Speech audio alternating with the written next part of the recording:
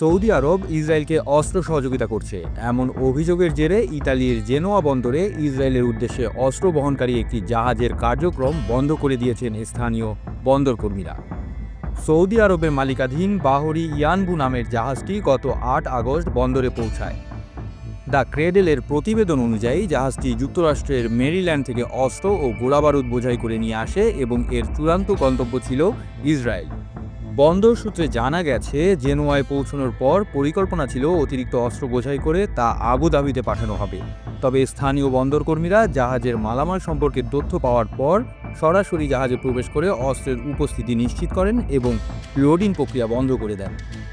জেনোয়ার autonomous collective of port workers and ইউনিয়নের সদস্য Jose নিভোই বলেন, আমরা যুদ্ধের জন্য কাজ করি না। তিনি এই ঘটনাকে অস্ত্র চোরাচালান হিসেবে উল্লেখ করে জানান, জেনোয়া বন্দর কর্তৃপক্ষ ভবিষ্যতে এ ধরনের ঘটনা প্রতিরোধে স্থায়ী পর্যবেক্ষক দল গঠনের প্রতিশ্রুতি দিয়েছে। এটি প্রথম ঘটনা নয়। 2019 সালেও একই বন্দরে অস্ত্রবাহী একটি জাহাজ স্থানীয় কর্মীদের প্রতিবাদের মুখে আটকে দেওয়া হয়েছিল।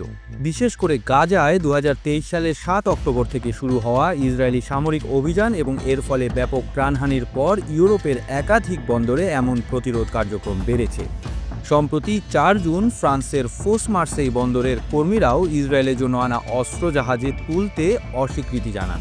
ফলে জাহাজটি বোঝাই না করেই ফিরে যেতে বাধ্য হয়। মানবাধিকার সংগঠনগুলো বলছে, এসব পদক্ষেপ ইসরায়েলের চলমান সামরিক কার্যক্রমে অস্ত্র সরবরাহ সীমিত করছে, আন্তর্জাতিক চাপের অংশ হিসেবে কাজ করছে। আপনারা দেখছিলেন প্রতিদিন সকাল।